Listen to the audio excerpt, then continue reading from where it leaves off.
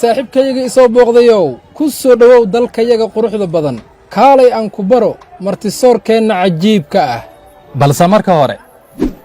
soo dhawow war heedhe macaano geel oo dhaay ah baan ku bilownaa in aan martida siino maya waa inaan shaha ku bilownaa ka waran haddii aan casuumo qoyskayga inay yimaadaan oo idinla kulmaan qof walbaba la soo dhawaynayaa aad ayaan ugu faraxsanahay inaan idinla kulmo magacaygu waa EU waxaanu nahay 27 waddan oo isu yimid 27 koob oo shah ah haloo keeno martida leh qoys ka badan kan oday Ibraahim waxaan ku weydiiyey ma qabiil weyn baad tihiin mise hagaag ma ahan qabiil sida Soomaaliya oo kale laakiin waxaan nahay midowga dalal kala duwan waxaan go'aansannay inaanu isku nimaadno oo aanu isla qaadanno go'aamo badan oo maamul dhaqaale iyo siyaasadeed waxa kale oo aanu wadamadeena u fasaxnay isu socodka xorta ah si muwaadiniintu meeshay doonaan ay wax uga bartaan kana shaqaystaan marka waxaan filaynaa in bulshadiina si dhab ay isu jecel yihiin hagaag had iyo jeer sidaasi ma ahayn qarniyo badan ayaanu dhul dartii isu dagaalaynay laakiin maalmahan waxaynu u jihaysanay kaliya ka shaqaynta nabadda iyo barwaaqada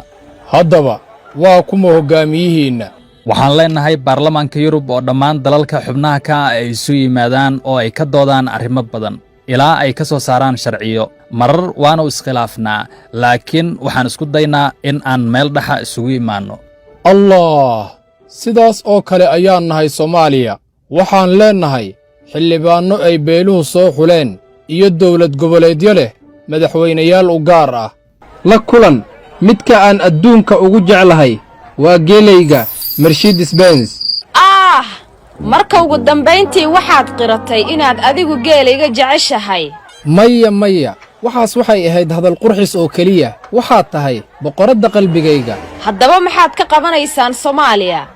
wadamada ku jira midowga Yurub waxay ka shaqeeyaan Soomaaliya iyo dalalka adduunka si ay dadka uga taageeraan dhinacyada waxbarashada caafimaadka kaabayaasha dhaqaalaha ganacsiga iyo isbeddelka cimilada iyo waxyaabo kale waxaan aaminsanahay in dunidu ay leedahay mashaakil guud waxaana loo baahan yahay inaan si wada jir ah u xallinno dhibaatooyinkaas hagaag Soomaalidu waxay ku bari lahayd ganacsiga wuxuu ku jiraa dhiigayaga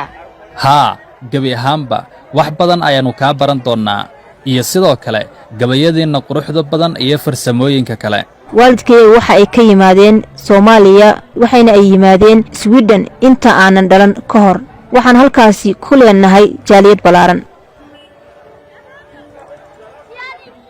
ka hor intaadan tagin aan ku weydiiye yaa sameeyaa farmaajada ugu fiican Yurub maya maxaa samaysay inkastoo aan samaynay horumar haddana waxaa jira arrimo aynan ka hadlin sug waxaan siinaa martidayada hadiyado marka ay baxayaan waa mahadsantihiin